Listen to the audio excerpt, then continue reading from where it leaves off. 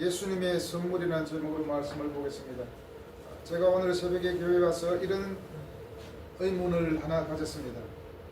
여러분도 공감하실 겁니다. 혹시 곱기는 하지 마시고, 자, 질문을 하겠습니다. 하나님은 큰 교회에만 계십니까? 또 한 가지 질문. 하나님은 천한 자의 하나님입니까? 여러분은 어떻게 생각합니까? 하나님은 큰 교회도 계시고 작은 교회도 계시고, 하나님은 천한 자의 하나님만이 아니라 모든 자의 하나님입니다. 물론 우리는 그렇게 생각하지만 그렇게 생각하지 않는 사람이 있습니다. 마치 작은 교회는 하나님이 없는가 하여 사람들이 주저할 때가 많습니다.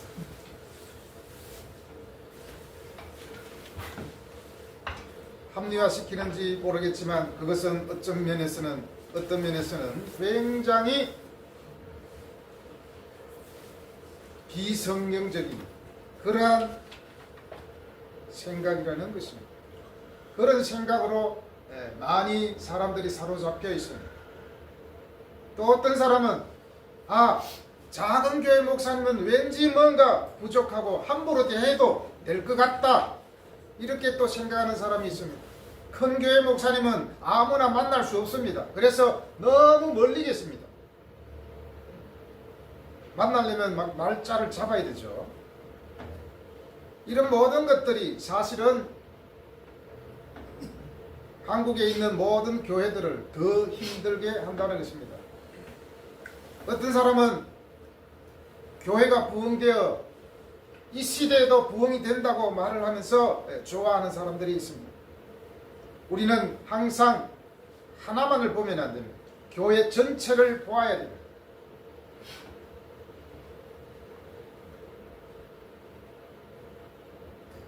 정말 우리가 예수 믿고 거듭나고 사명이 있는 사람은 척박한 사막에도 장미꽃을 피우고 그곳에서도 주의 복음을 피웁니다. 그것이 복음의 힘입니다. 우리는 그렇게 생각하지 않지만 많은 사람들은 하나님을 교회 안에 가두어 놓고 맙니다. 작은 교회는 작은 하나님, 큰 교회는 큰 하나님, 아주 큰 교회는 큰 주의 종, 작은 교회는 작은 주의 종. 큰 종, 작은 종이 어디 있습니까? 다 우리가 예수님의 종이고 하나님의 자녀라는 사실을 우리는 알아야 합니다. 그렇기 때문에 또 우리는 이렇습니다. 우리 교회는 사람도 없고 작아가지고 가기 싫어. 또 이런 사람이 있고, 어떤 사람은 큰 교회 다닙니다. 나는 빨리 가서 성가대 중간에 앉아서 소프라노를 열심히 불러야지. 자부심을 가지고 교회에 가는 사람들이 또 있습니다. 물론 좋습니다.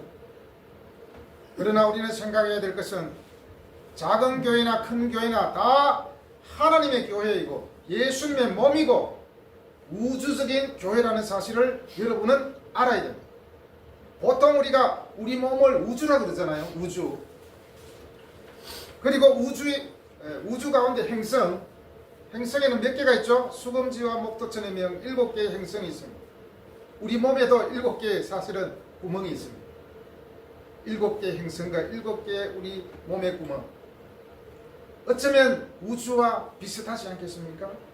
우리 몸을 작은 우주라 그럽니다. 그렇다면 우리 몸을 예수님의 몸이라고 한다면은 우리 몸은 또한 교회는 우주적인 교회가 아니겠습니까? 교회가 예수님의 몸이라고 한다면 우리는 이것을 알아야 돼요. 교회가 인원이 적든 많든 그 가운데 하나님의 계심을, 하나님의 임재하심을 우리가 믿고 예배할 때에 그곳에 하나님의 은혜가 있는 줄로 믿습니다. 그렇기 때문에 우리는 결코 기죽을 필요가 없습니다. 예수님은 죽은 것 같았지만 그것은 실패가 아니었습니다. 오히려 승리였습니다. 제자들은 그리고 많은 사람들은 예수님이 십자가에 죽으실 때 다 달아나고 도망갔습니다. 아, 이제 끝났다, 실패했다. 예수님이 우리의 메시아인 줄 알고 지금까지 따라다녔는데 이제 예수님은 끝났다. 이제 다들 집으로 돌아가자. 이렇게 생각했습니다. 그러나 예수님은 그 죽음이 실패가 아니었습니다. 오히려 승리의 나팔을 부는 순간이었습니다. 여러분, 우리 예수 믿는 사람은 실패란 단어가 필요 없습니다. 모든 것이 합력하여 하나님께서 선을 이루시기 때문에 그 가운데 하나님의 뜻을 찾고 그 가운데 하나님의 살아계심을 우리가 찾아야 합니다. 때로는 우리 스스로 내 가운데 하나님이 계시지 않는가? 왜 나는 하나님께서 함께 하시지 않는가? 그렇다면 하나님은 굉장히 우주적인 하나님이 아니라 내 몸에 그냥 가두어 버리는 것이죠. 잘되고 건강한 사람은 야, 하나님이 나와 함께 하시는구나. 또 다른 사람이 볼 때 야, 저 사람은 정말 하나님이 함께 하시는데 왜 나는 하나님이 함께 하지 아니할까? 이렇게 하나님을 자꾸만 때로는 축소시켰다가 때로는 확대시켰다가 이렇게 하고 만다는 것입니다. 그런 의미에서 우리는 성경 요한복음을 보든지 어떤 성경을 보든지 우리가 보아야 됩니다. 그렇지 않으면 성경에서 다 뭡니까? 예수 믿는 사람은 다 성공하고 예수님 믿는 사람은 다 잘되고 다 잘 살아야만 그것이 진정 하나님이 함께 하시는 것이 아닐까? 이렇게 우리는 오해할 수가 있습니다. 과연 여러분에게 예수님이 주신 선물이 무엇입니까? 사실 요한복음을 물론 띄엄띄엄 다른 말씀도 보았지만 거의 1년이 다 되어가는데 그럼에도 불구하고 10장에 있습니다. 이제 예수님이 수전절을 맞이하여 솔로몬의 행각을 거닐고 있었습니다. 아, 그런데 우리가 처음 보는 절기가 하나 있습니다. 수전절. 수전절이 뭡니까? 6월절, 7.7절, 초막절은 있는데 수전절은 어디 찾아봐도 없습니다. 수전절은 구약 성경에는 눈 뜨고 찾아봐도 없는 절입니다. 사실은 이게 절기가 아닙니다. 절기. 수전절은 요즘에도 유대인들은 지키고 있다는 것입니다. 이 수전절은 한우카로 그렇게 알려졌습니다. 한우카는 헌신이다라는 그런 의미를 가지고 있는데 빛의 축제라고도 불립니다. 보통 11월 말이나 12월 초순 그때 거행되고 있는데 주로 8일 동안 행해집니다. 그래서 촛대를 8개짜리로 해가지고 가정마다 그리고 성전에 그렇게 불을 피우고 있습니다.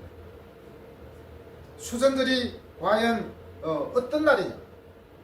지금의 시리아인 셀리오코스 왕조의 안티오코스 4세 아피파네스가 유대인들에게 헬라 문화와 그 종교를 강요하고 그리고 종교적 유산과 정체성을 지우려 했습니다.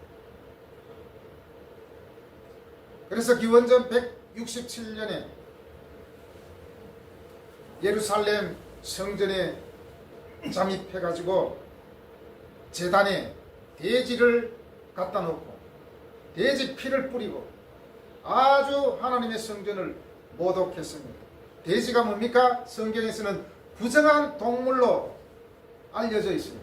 그 부정한 동물 돼지 머리를 예루살렘 성전 한복판에 갖다 놓았으니 얼마나 모독적입니까? 만약에 경찰이 명동 성당에 진입해가지고 그 강당에 만약에 돼지 머리를 갖다 놓았다고 칩시다. 그러면 세계적으로 난리가 나겠죠. 큰일 납니다. 완전히 이스라엘의 자존심을 짓밟아버리고 하나님을 모독한 그런 행위. 얼마나 이스라엘 백성들이 분개했겠습니까? 그리고 성전 안뜰에 제우스 우상을 세워 아주 성전을 더럽히게 되었습니다.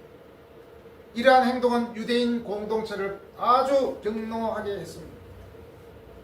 안식일 준수도 못하게 하고, 그리고 토라, 성경을 불태워버리고, 할례를 불법화해버렸어요. 요즘에도 이런 일이 벌어지지 않을까요? 충분히 법으로 만들어버리면 만들 수 있습니다. 전도 못하는, 교회가 전도하는 것을 불법으로 딱 만약에 해보세요. 그럼 그런 일이 벌어질 수도 있다는 것이죠. 옛날처럼 대놓고 하지는 않겠지만 은근히 법을 이용해서 교회의 전도를 제재할 수 있는 그런 일이 벌어질 수도 있을 것입니다. 자, 이렇게 에피파네스가 이스라엘을 더럽히고 성전을 더럽히고 하나님을 모독할 때에 드디어 이스라엘 백성들이 분노가 끝까지 치밀어 올라서 마침내 기원전 164년에 마카비 반란이 일어나게 됩니다. 성전과 하나님을 모독한 무리들을 다 몰아내고 제2성전에 재봉헌하는 그날이 바로 수전절이라 할 수 있겠습니다. 그래서 이 수전절을 봉헌절로도 부르고 있습니다. 그래서 자세히 살펴보니까 봉헌이 뭐죠? 드려진다는 것이 아니겠습니까? 이것을 볼 때 예수님이 십자가에 죽음이 임박했구나, 그것을 우리는 알 수 있습니다.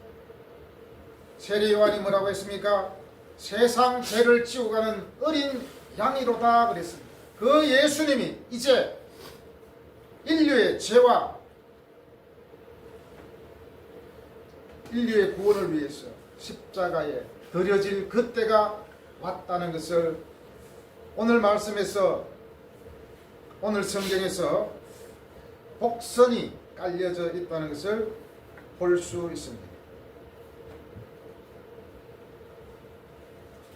이때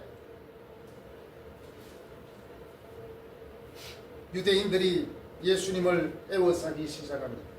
24절에 보니까 유대인들이 애워싸고 이르되 당신이 언제까지나 우리 마음을 의욕하게 하려 하나이까? 그리스도이면 밝히 말씀하소서. 자, 여기서 유대인들이 예수님의 주변을 애워쌌다는 것은 상당히 위압감을 느끼고 무슨 문제가 생겼구나라는 것을 볼 수 있습니다. 여기서 애워싸는 것은 종종 보호와 포위 또는 관찰의 의도로 대상이나 사람 주위의 원형으로 애워싸는 것을 말합니다. 여기서 이렇게 애워쌌다는 것은 강요하거나 협박하고 있다는 것을 우리는 느낄 수가 있습니다. 말씀에서도 분명히 우리가 알 수가 있겠죠. 언제까지 우리 마음을 의욕하게 하려 하니까? 그리스도이면 밝히 말씀하소서. 밝히 말씀하소서. 여기에서 어떤 것을 느낍니까?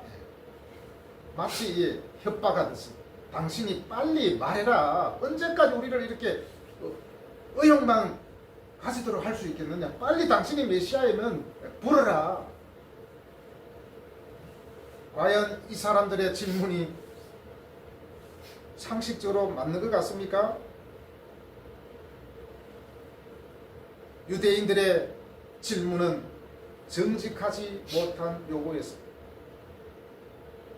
이 사람들이 밝히 말하라고 하는 의도가 분명하게 있다는 것입니다. 한마디로 로마 정부의 반역자로 체포할 빌미를 찾고자 하는 악마의 질문이라 할 수 있습니다. 그때 25절에서 예수님이 이제 반박을 합니다. 무슨 말을 내가 너희들이 그리스도이면 밝히 말씀하라는 내 그 의도를 모르겠느냐? 언제 내가 너희들에게 그리스도라고 밝히지 아니하였느냐? 지금까지 내가 보여주고 너희들에게 한 그 말들이 지금까지 다 내가 하나님의 아들이라 하면서 그렇게 누누이 얘기했건만 여전히 깨닫지 못하는 너희들은, 그죠? 한마디로 우리말로 아웃이라는 것이죠. 분명히 성경에서, 특히 요한복음에서 예수님은 어떻게 말씀했습니까? 나는 생수의 근원이다. 나는 세상의 빛이다. 나는 선한 목자이다. 계속해서 사람들에게 말을 했지만 듣는 사람은 듣고 그렇지 않은 사람들은 다 외면하고 오히려 그것을 핍박의 이유로 삼고자 했던 것입니다. 그래서 25절에서 뭐라고 예수님이 반박합니까? 25절 읽어보겠습니다. 시작. 예수께서 대답하시되 내가 너희에게 말하였으되 믿지 아니하는도다. 내가 내 아버지의 이름으로 행하는 일들이 나를 증거하는 것이구나. 내가 너희에게 이미 말하였고 아버지의 이름으로 행하였다. 그런데도 너희들은 알지 못한다. 이렇게 수많은 증거로 너희들에게 들이댔지만 너희들은 조금도 변하지 않고 조금도 나를 인정하려 들지 않는구나. 예수님은 38년 동안 중풍병에 걸려 누워있던 자를 멀쩡하게 고치셨습니다. 그리고 태어날 때부터 시각 장애인이었던 사람을 고치셨습니다. 그리고 나사로를 살리셨습니다. 이런 것들을 많은 사람들에게 보여주었지만 그 사람들은 계속해서 네가 메시아라고 분명히 밝혀라 이렇게 말하고 있습니다.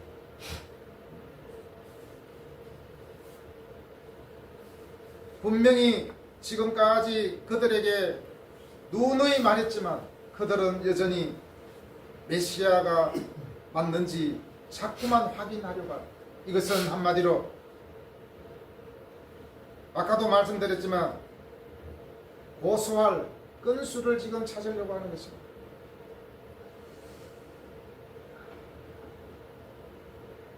(8장 48절에) 보면 이런 말씀이 있습니다.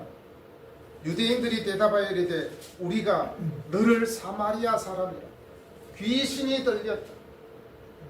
그렇게 말하고 있습니다. 예수 당신은 마치 미친 사람이야. 당신은 사마리아 사람이야. 유대인이 아니야. 유대인들이 그렇게 경멸하고 혐오하는 그 사마리아, 예수 당신은 분명히 유대인이 아니야. 사마리아인이야. 이렇게 혐오하고 경멸했습니다.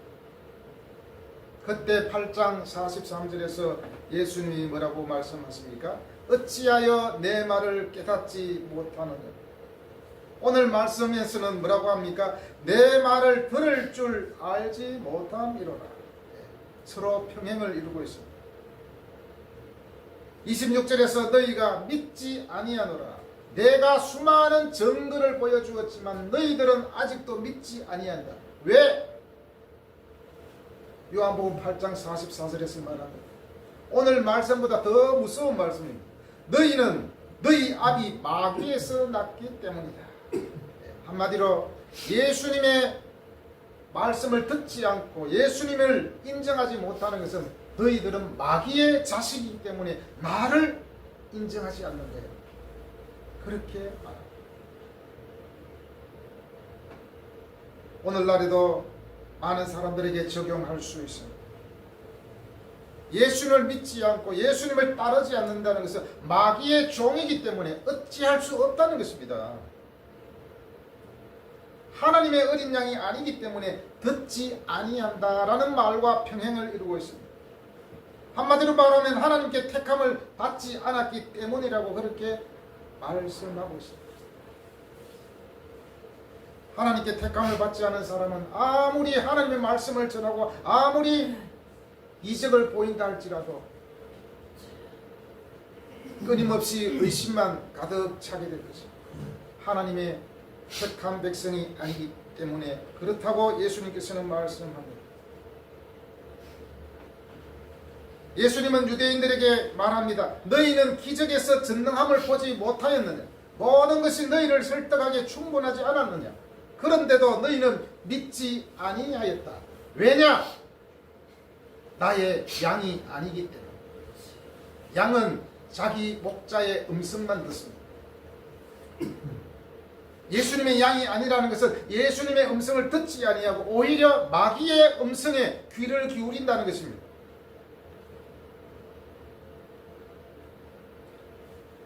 마귀의 자녀라는 것은 뭡니까?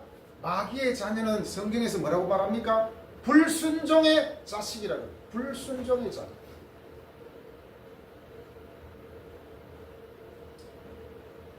자기 엄마 아버지가 자기를 낳은 부모라면은 그 부모님께 순종합니다. 그러나 남의 아버지, 남의 엄마한테는 대부분 제대로 순종하지 않습니다. 물론 그렇지 않은 경우도 있겠지만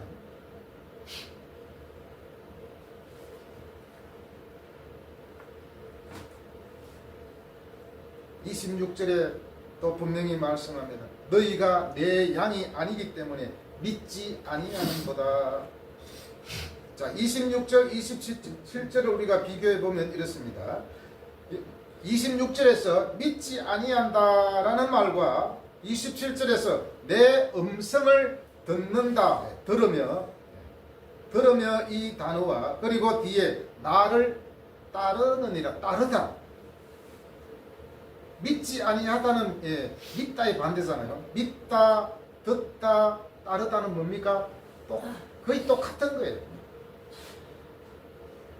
예수님의 말씀에 의하면 너희들이 믿지 않고 내 음성을 듣지 않고 나를 따르지 않는 것은 마귀의 종이기 때문에, 나의 양이 아니기 때문에 너희들은 나를 따르지 않는다라고 말씀하고 있어요. 그렇다면 분명히 하나님의 자녀인데 하나님을 믿는데 하나님의 말씀에 불순종하고 한다는 것은 그러면 어떻게 설명해야 됩니까?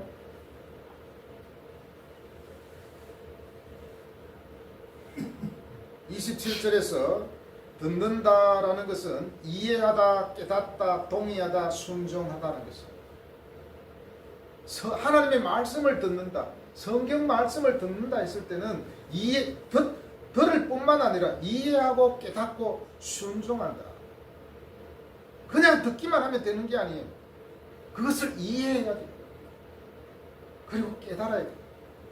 이해하고 깨달을 때에 아멘으로 대답하는 것입니다. 이해하고 깨닫고 동의하고 순종하는 사람은 바로 하나님의 양이기 때문에 가능해요.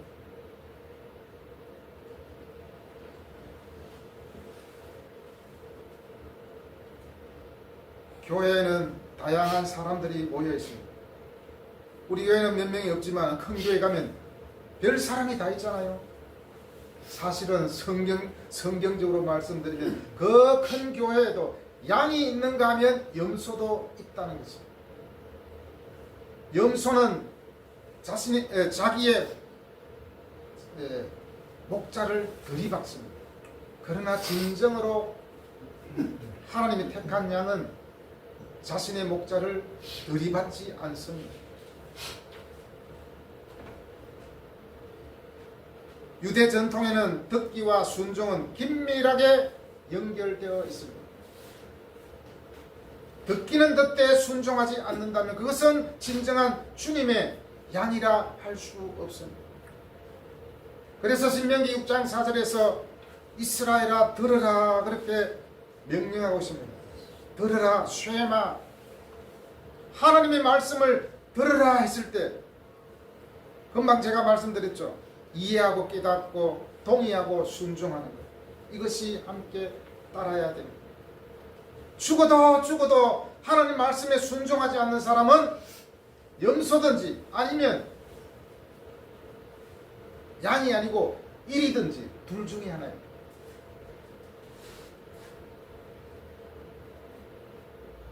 양은 목자의 음성을 들을 때 적극적으로 경청합니다. 왜냐? 목자의 음성을 놓치게 되면 절벽으로 떨어질 수도 있어요. 때로는 무리에서 떨어져 나갈 수도 있어요. 그래서 이 듣는다는 것은 수동적인 경청이 아니라 적극적인 참여와 반응이라는 중요성을 강조합니다. 전에도 제가 말씀드렸지만 복음은 반응이 중요합니다. 반응. 하나님 말씀에 반응 잘하는 사람은 이미 그는 거듭났다고 볼 수 있습니다.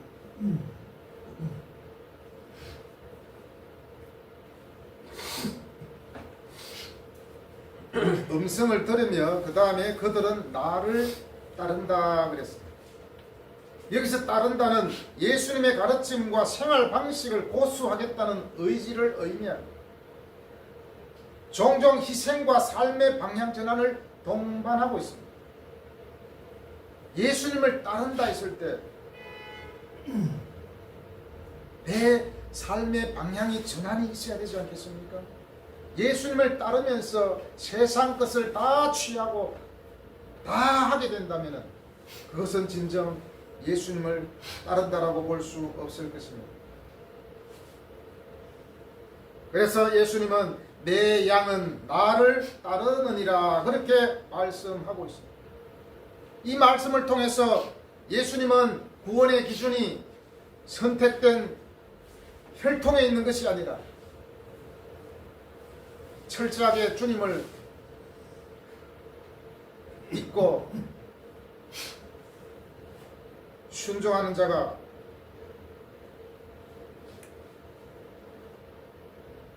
구원받은 사람이라 할 수 있을 것입니다. 그에게 속한 양이냐 아니냐의 기준은 그를 믿고 따르느냐 따르지 않느냐에 달려 있습니다. 그를 따르는 양들은 하나님의 사랑에 절구합니다.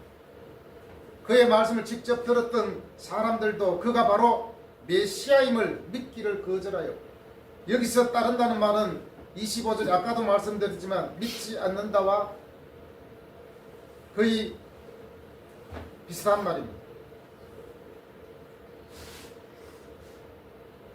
이 믿는다는 것은 목자와 양의 관계가 일단 성립되면 그 후에 영원히 지속됨을 보여줍니다. 이제 28절에서 예수님은 나를 따르는 자, 내 음성을 듣고 나를 따르는 자는 28절에서 그들에게 영생을 주노니 영원히 멸망하지 아니할 것이요 또 그들을 내 손에서 빼앗을 자가 없다라고 말씀하고 있습니다.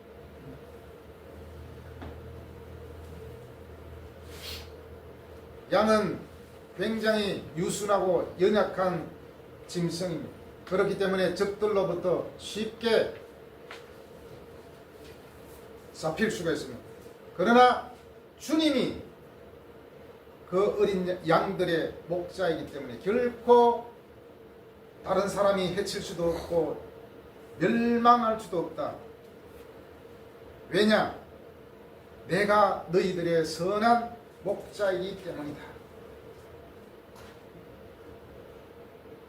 그러면서 너희에게 영생을 주노니 영원히 멸망하지 아니할 것이요 그들을 내 손에서 빼앗을 자가 없느니라.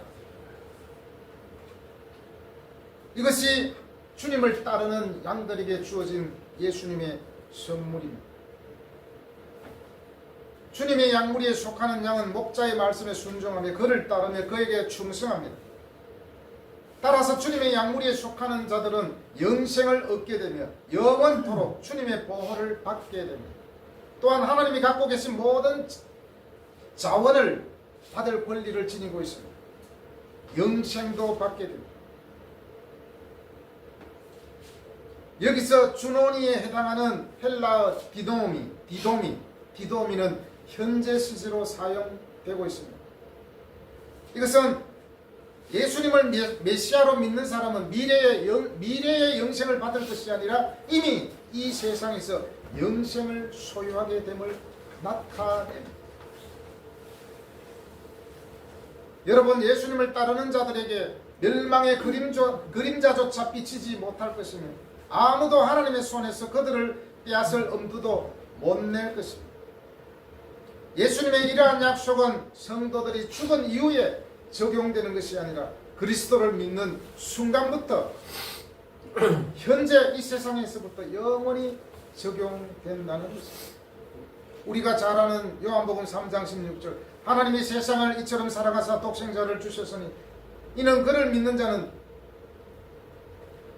자마다 멸망하지 않고 영생을 얻게 하려 하십니다. 예수님이 이 땅에 오신 이유가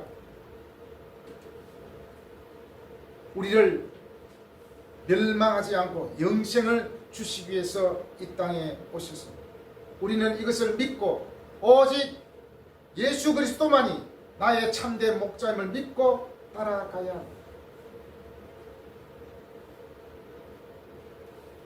옛날이나 지금이나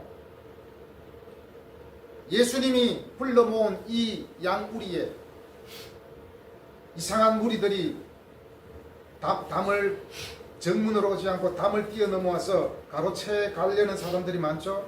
바로 그 사람들이 이만희 같은 이단들이 몰래 살며시 들어와서 순진한 성도들을 꼬셔서 데리고 나가는 그런 사람들.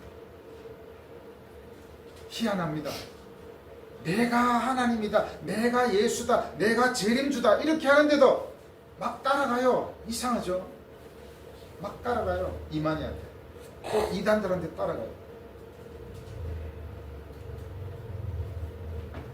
대부분 이단들의 특성을 보면 내가 재림주다, 내가 보혜사다, 내가 이긴 자다, 그렇게 하면서 순진한 성도들을 유혹해서 데리고 가는 경우가 많이 있습니다. 거기에 유혹해서 가는 것도 참 이상하죠. 분명히 성경에서는 예수 이외에는 구원받을 만한 이름을 준 적이 없다고 했는데 많은 사람들은 여기에 구원이 있다, 여기에도 구원이 있다, 그곳의 사람들이 잘못된 길로 그렇게 가버린다는 것입니다. 우리는 성경을 통하여서 정말 예수 그리스도만이 우리의 참된 목자임을, 우리의 메시아임을 분명히 알아야 됩니다. 오늘 우리가 꼭 기억해야 될 것은 목자이신 예수 그리스도의 음성을 듣지 아니하고 따르지 아니하는 이유는 내 양이 아니기 때문이다. 오히려 마귀의 종이기 때문이다 라고 예수님은 우리에게 음포가 아닌 아주 무서운 말씀을 하고 있습니다.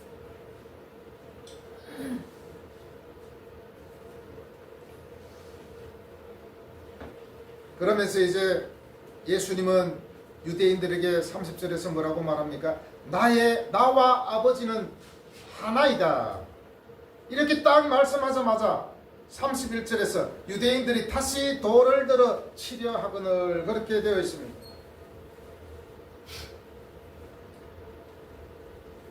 그때 32절에서 예수님이 뭐라고 말씀합니까?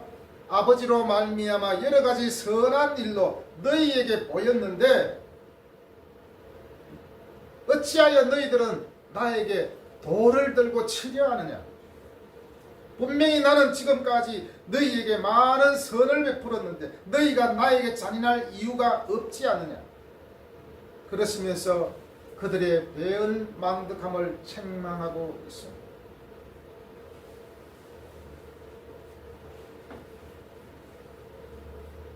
오늘날의 우리 사람들도 때로는 똑같은 것 같습니다.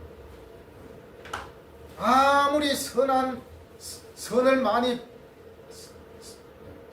예수님께서 선을 베풀고 또 누군가가 선을 그렇게 베풀었는데도 오히려 돌로 치려 하는 사람들이 있다는 것입니다.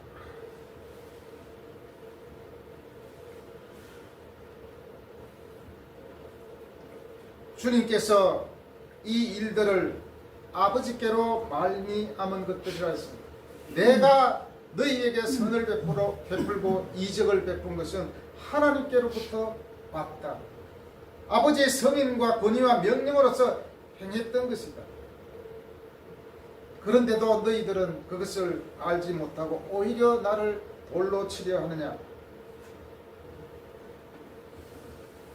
요한복음 17장 4절에서 이런 말씀이 있습니다.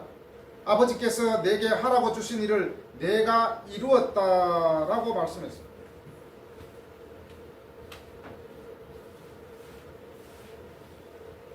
이렇게 말하자 유대인들은 뭐라고 합니까? 너희 예수 당신이 베푼 그 선한 일로 우리가 돌로 치려는 것이 아니라 신성모독을 했기 때문에 신성모독 발언을 했기 때문에 우리들이 돌로 치려는 것이다. 이렇게 말하고 있습니다. 그때 예수님께서 또 아주 위대한 반박을 하십니다. 34절 읽어보겠습니다. 시작. 예수께서 이르시되 너희 율법에 기록된 바 내가 너희를 신이라 하였노라 하지 아니하였느냐. 율법에 기록된 바 내가 너희를 신이라 하였노라 하지 아니하였느냐. 유대인들이 예수님을 신성모독으로 고소하는 근거는 바로 나와 아버지는 하나라는 그런 주장을 듣고 신성모독으로 돌로 치려 했던 것입니다. 그때 예수님은 시편 82편 6절을 근거하여 반박을 합니다. 내가 말하기를 너희는 신들이며 다 지존자의 아들이라 하였으나 시편 82편 6절에 나옵니다. 여기서 신과 지존자의 아들은 재판관을 말합니다. 재판관은 어떤 사람들입니까? 요즘에도 재판관이 많이 있지만 옛날에는 재판관의 권위는 대단했습니다. 죽고 사는 것을 재판관이 마음대로 할 수 있었습니다. 그 이스라엘의 재판관을 누가 세웠습니까? 하나님이 세우셨습니다. 그래서 재판관을 신이라 이렇게 부르기도 했습니다. 그래서 예수님이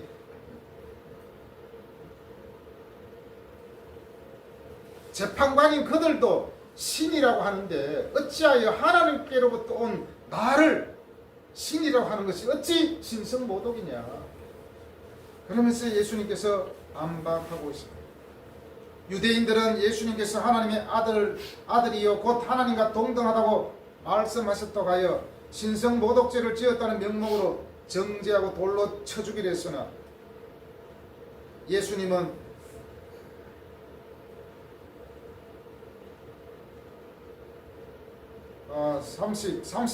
35절 우리 읽어보겠습니다. 시작. 성경은 피하지 못하느니 하나님의 말씀을 받은 사람들은 신이라 하셨구나. 네.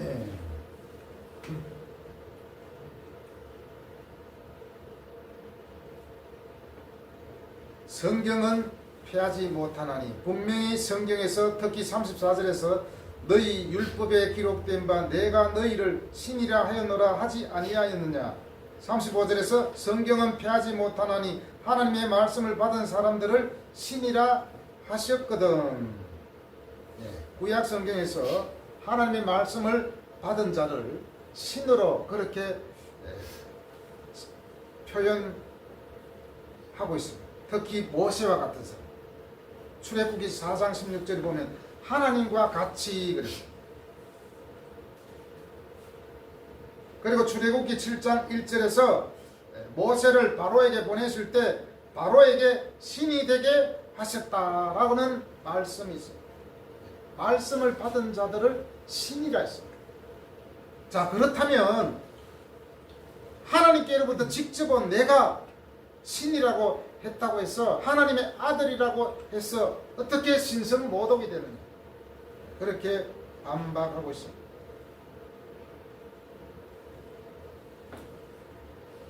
단순히 하나님의 말씀을 받은 정도가 아니라 하나님께서 친히 거룩하게 하여 세상에 보내신 예수님을 하나님의 아들이라고 한 것은 결코 지나친 말이 아니며 신성모독이 아니라고 그렇게 예수님은 반박하고 있습니다. 너희들이 성경을 믿고 성경의 권위를 인정한다면 너희는 나를 신성모독으로 고소하지 못할 것이다 하고 예수님은 논리 있게 그들의 질문에 대처하고 있는 것을 보게 됩니다.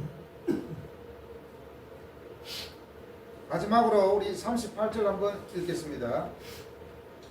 내가 행하거든 너를 믿지 아니할지라도 그 일을 믿으라. 그러면 너희가 아버지께서 내 안에 계시고 내가 아버지 안에 있음을 깨달아 알리라 하시니. 그 일은 믿으라는 것은 37절에 있죠. 내가 내 아버지의 일을 행하지 아니하거든 나를 믿지 말려니와.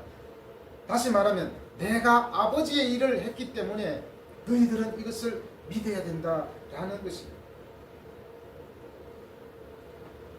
예수님께서는 예수님 자신을 믿지 않으려고 하는 사람들에게 그 자신이 하나님과 특별한 관계를 맺고 있다는 것, 즉 아버지께서 내 안에 계시고 내가 아버지 안에 있음을 보여주기 위하여 실제적인 증거를 제공해 주셨습니다.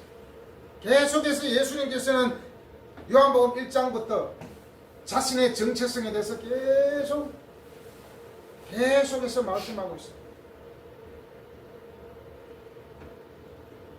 그런데도 유대인들은 끝까지 예수님을 우리의 죄를 위하여 이 땅에 오신 메시아로 인정하지 않고 오히려 예수님을 신성모독죄로 고소하려고 그 사람들은 계속해서 예수님 주변에 맴돌고 있었습니다.